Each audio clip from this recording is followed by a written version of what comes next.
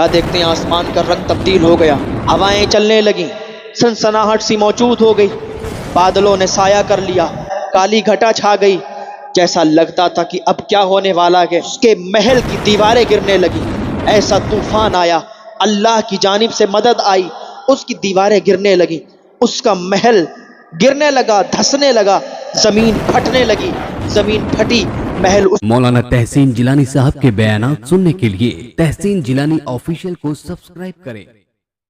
ظالم کتنا بھی ظلم کر لے، لیکن ایک ٹائم وہ آتا ہے، ایک وقت وہ آتا ہے کہ انصاف کا دن ہوتا ہے، کیونکہ اللہ کا ترازو صرف انصاف کرتا ہے۔ آج اگر آپ پر کوئی ظلم کرتا ہے، آپ کو کوئی ستاتا ہے، آپ کو کوئی پریشان کرتا ہے، تو یاد رکھیں ایک دن وہ بھی آئے گا کہ آپ خود دیکھیں گے کہ اس پر اللہ کا عذاب آئے گا۔ حضرت شیخ سعدی فرماتے ہیں کہ میں دنیا کے کونے کونے میں گیا، چپے چپے کو میں نے چھان ڈالا، لیکن کوئی مجھے ایسا نہیں ملا کہ جس نے کسی کے ساتھ برا کیا ہو اور اس کے ساتھ برا نہ ہوا ہو۔ ان بطش ربک لشدید، اللہ کی پکڑ بہت سخت ہے، اللہ کی پکڑ سے بچو۔ آؤ اللہ کی بارگاہ میں توبہ کرتے ہیں، اللہ تعالیٰ صرف ایک آنسو سے معاف فرما دیتا ہے، ایک آنسو سے اور ایک توبہ سے۔ بات اتنی ہے کہ توبہ سچی ہونا چاہیے۔ اگر آپ سچی توبہ اللہ کی بارگاہ میں کرتے ہیں تو اللہ تعالیٰ ایسے معاف فرما دیتا ہے جیسے آپ نے کبھی گناہ نہیں کیے ہیں، ایسے معاف فرما دیتا ہے۔ کیوں نہ ہم اس رب کی بارگاہ میں توبہ کریں، فریاد کریں اپنے گناہوں سے۔ لوگ کہتے ہیں کہ اب تو اتنی عمر ہو گئی، پوری زندگی گناہوں میں بیت گئی، گناہ اتنے ہو گئے ہیں کہ دل سیاہ ہو چکا ہے، دل کالا ہو چکا ہے، اب نہ جانے توبہ قبول ہوگی کہ نہیں۔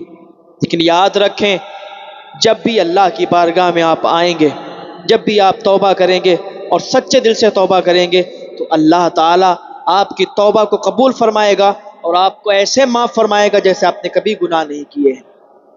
اللہ کے ولی گزرے ہیں، ایسے ایسے ولی گزرے ہیں کہ جو پہلے گناہوں پر ملبس تھے اور اتنے گناہ کرتے تھے کہ کوئی دودھ میں پانی ملایا کرتا تھا، کوئی جرم کرتا تھا، لیکن اللہ تعالیٰ نے انہیں ہدایت عطا فرمائی اور انہوں نے اللہ کی بارگاہ میں فریاد کی، اللہ سے توبہ کی، معافی مانگی، اور آج پوری دنیا انہیں جانتی اور پہچانتی ہے۔ تو اللہ کے نیک بندے بن جائیں، اور جس ٹائم آپ اللہ کی بارگاہ میں آئیں گے اللہ فرماتا ہے میرے بندے آ تو صحیح، میں تیری توبہ قبول فرمانے والا ہوں، میں تیرے گناہوں کو بخشنے والا ہوں، تو توبہ کر تو صحیح، تو اپنے گناہوں سے باز آ تو صحیح۔ آپ اللہ کی بارگاہ میں جس ٹائم توبہ کریں گے، جس ٹائم معافی مانگیں گے، اللہ تعالیٰ آپ کی توبہ کو قبول فرمائے گا۔ میں عرض کر رہا تھا کہ کسی ملک کا ایک بادشاہ تھا جو کہ بہت ظالم تھا، بہت زیادہ ظلم کرتا تھا، رعایا پر اتنا ظلم کرتا تھا کہ رعایا اس سے پریشان تھی۔ اس نے عجیب عجیب طریقے کے ٹیکس لگا رکھے تھے، عجیب عجیب طریقے کے ٹیکس لوگوں پر لگا رکھے تھے کہ فصل پر اتنا ٹیکس ہوگا، اگر کوئی بزنس کرتا ہے اس پر اتنا ہوگا، کوئی اور کام کرتا ہے اس پر اتنا ہوگا۔ طرح طرح کے ٹیکسوں سے لوگ پریشان تھے کہ آخر ہوگا کیا۔ یہ بادشاہ تو محنت ہماری ہوتی ہے اور مزے بادشاہ کر رہا ہے، سارا ہمارا مال بادشاہ کے پاس جا رہا ہے، تو پھر ہماری محنت کرنے سے بیکار ہے۔ لوگ سوچا ہی کرتے تھے، کچھ کر نہیں پاتے تھے، اس لیے کہ بادشاہ بڑا ظالم تھا، ظلم کرتا تھا۔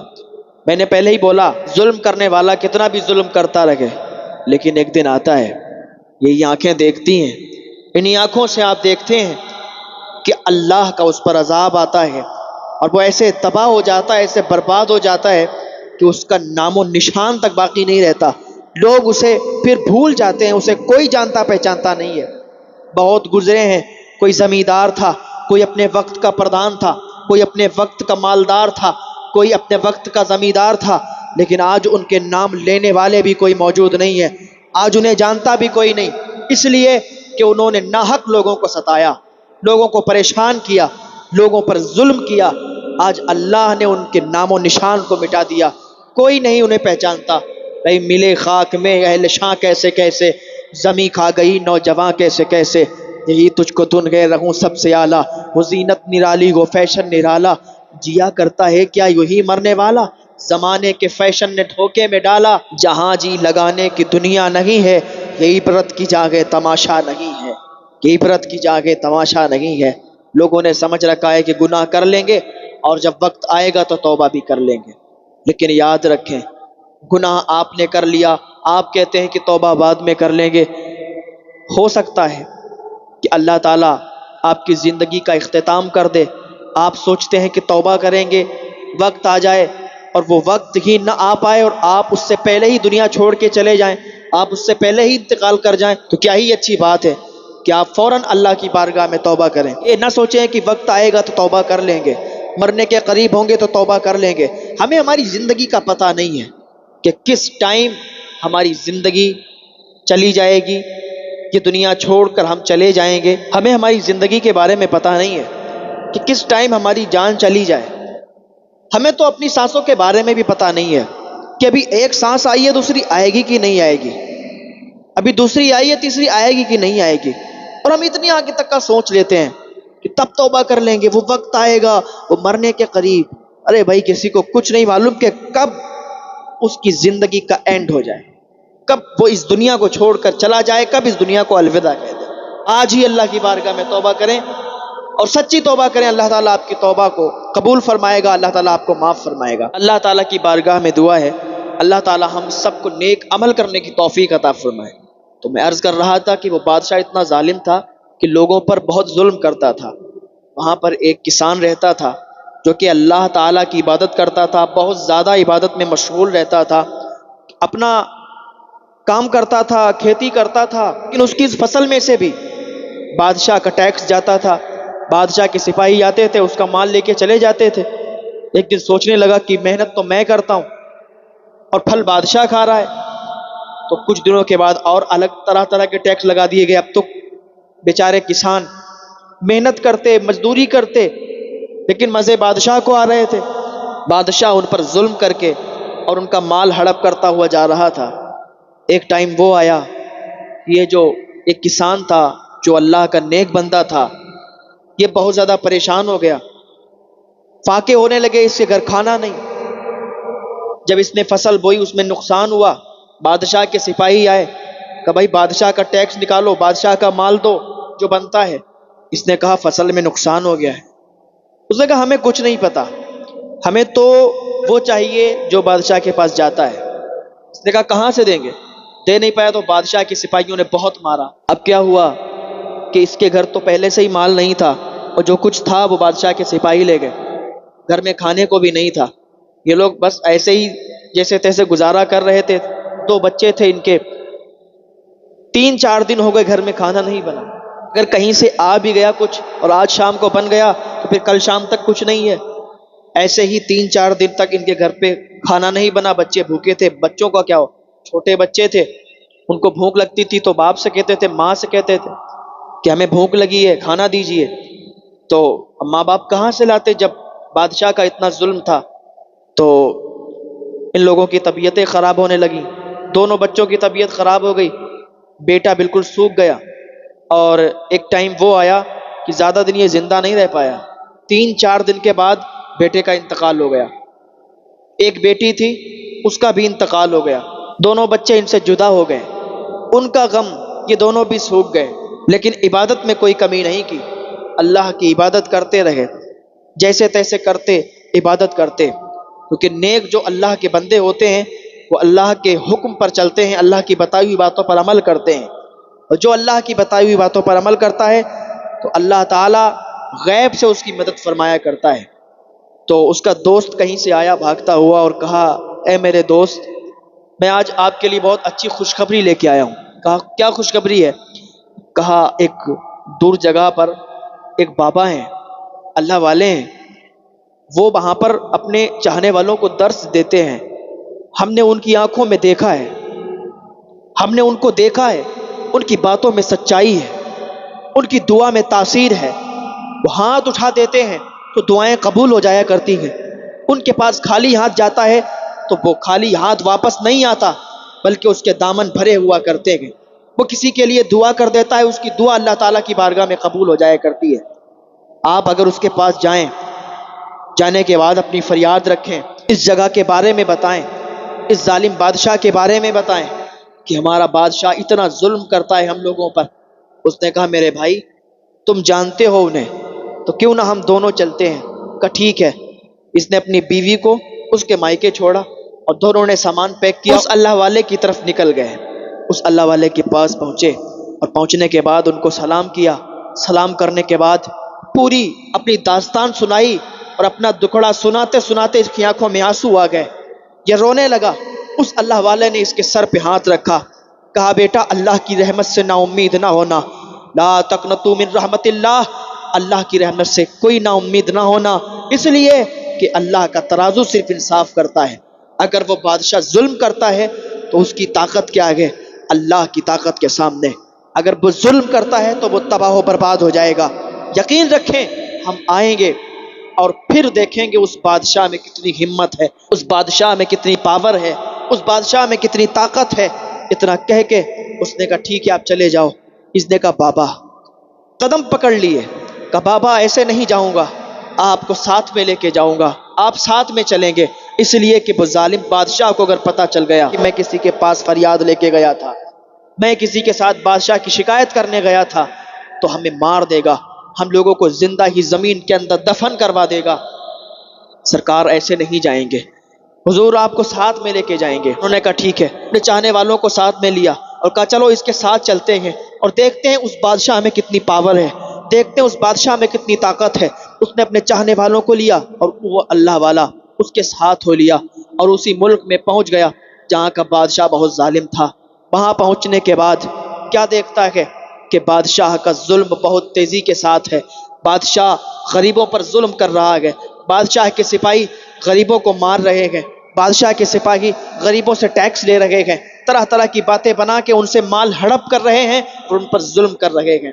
اس سے دیکھا نہ گیا کہ اللہ کا نیک بندہ تھا، بے خوف بے جھجک چلا گیا بادشاہ کے دربار میں اور کہا سنو، کون ہے بادشاہ یہاں پہ جو غریبوں پر ظلم کرتا ہے، جو غریبوں کو ستاتا ہے؟ بادشاہ نے دیکھا یہ کون ہے، اسے غصہ آیا اور کہا کون ہے تو جو بادشاہ کے بارے میں معلوم کر رہا ہے؟ کہا میں کون ہوں یہ مت بتا، مجھے یہ بتا کہ بادشاہ کون ہے۔ کہا میں ہوں بادشاہ، کیا بات ہے؟ کہا تو لوگوں پر ظلم کرتا ہے، تو لوگوں کو ناحق ستاتا ہے، تجھے پتا نہیں، اللہ سے ڈر نہیں لگتا؟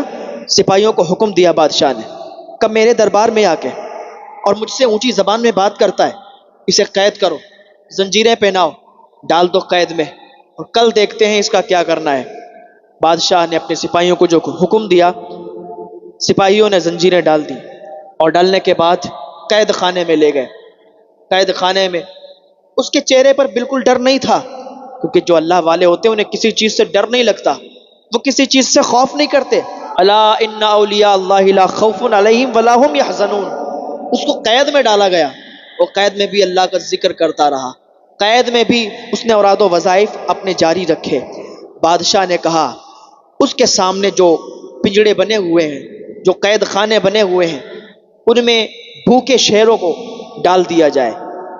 جو پنجڑے بنے ہوئے تھے، جس قید میں وہ اللہ والا تھا، اس کے سامنے سے کچھ قید خانے تھے، ان میں شیروں کو، بھوکے شیروں کو ڈال دیا گیا، طرح طرح کے خطرناک جانوروں کو اس میں چھوڑ دیا گیا، اور کہا یہ دیکھے گا تو ڈرے گا۔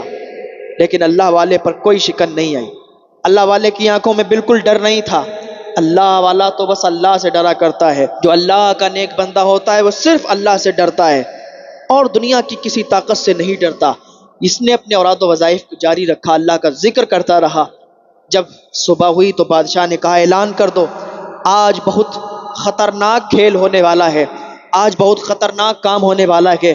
ایک بابا آیا تھا، اس نے مجھے چنوتی دی، میرے ہی محل میں آ کے میرے ہی سامنے زبان درازی کری ہے۔ آج سارے لوگ جمع ہو جائیں، جب سارے لوگ جمع ہوں گے انہی کے سامنے بھوکے شیروں کو اس پر چھوڑا جائے گا، بھوکے شیر اس بوڑھے انسان کو کھا جائیں گے۔ پھر زمانہ دیکھے گا کہ بادشاہ کے سامنے اونچی زبان بولنے کا انجام کیا ہوتا ہے۔ سپاہیوں نے ہر جگہ اعلان کروا دیا، اعلان کر دیا گیا، سارے لوگ جمع ہو گئے۔ لوگ دیکھنے آئے تھے کہ کیا معاملہ ہے، کیا بات ہے، کہیں اس فقیر انسان کو یہ شیر کھا نہ جائیں۔ لیکن لوگ دیکھ رہے تھے کہ اس کے آنکھوں میں بالکل ڈر نہیں تھا، وہ بالکل ڈر نہیں رہا تھا۔ اگر کوئی عام انسان ہوتا اور اتنی بڑی سزا سنائی جاتی کہ اسے بھوکے شیر کھائیں گے، تو وہ تو ڈر کے مارے نہ جانے کیا کیا کہہ ڈالتا اور نہ جانے کیا کیا ہوتا اس کے ساتھ۔ لیکن یہ اللہ کا نیک بندہ بالکل آنکھوں میں آنکھیں ڈال کے باتیں کر رہا تھا اور اوراد و وظائف میں مشغول تھا۔ کیا ہوا جب سارے لوگ جمع ہو گئے، جب سارے لوگ جمع ہوئے تو کہا اس کو قید خانے سے رہا کرو۔ قید خانے سے باہر لائے گئے تو کہا مجھے یہ بتا، ابھی تک جس کو بھی سزا دی گئی، جس کو بھی یہاں پر مارا گیا، تکلیف دی گئی، سب نے اپنی آنکھیں نیچی کر لی، سب نے اپنی گردن جھکا لی، سب ڈر رہے تھے، سب کی آنکھوں میں خوف تھا۔ لیکن تو کیسا انسان ہے کہ تیری آنکھوں میں ڈر نظر نہیں آتا، تیری آنکھوں میں خوف نظر نہیں آتا؟ بادشاہ نے کہا ہم یہ چاہتے ہیں کہ تو اپنا سر جھکا دے، اپنی گردن جھکا دے، اپنے اندر ڈر پیدا کرے۔ اس اللہ کے نیک بندے نے کہا ڈر کی بات کرتے ہو؟ یہ تمہارا غرور، یہ تمہارا گھمنڈ، یہ تمہارا تکبر چور چور ہو جائے گا جب اللہ کی بارگاہ سے مدد آتی ہے۔ ان بطش ربک لشدید، اللہ کی پکڑ سے کوئی نہیں بچ سکتا۔ بادشاہ تو مجھے ڈرانا چاہتا ہے، میری آنکھوں میں خوف دیکھنا چاہتا ہے، میری گردن کو جھکا ہوا دیکھنا چاہتا ہے، یہ کبھی نہیں ہو سکتا۔ اس لیے کہ یہ بندہ صرف اللہ رب العزت سے ڈرتا ہے، اللہ کے علاوہ کسی سے نہیں ڈرتا۔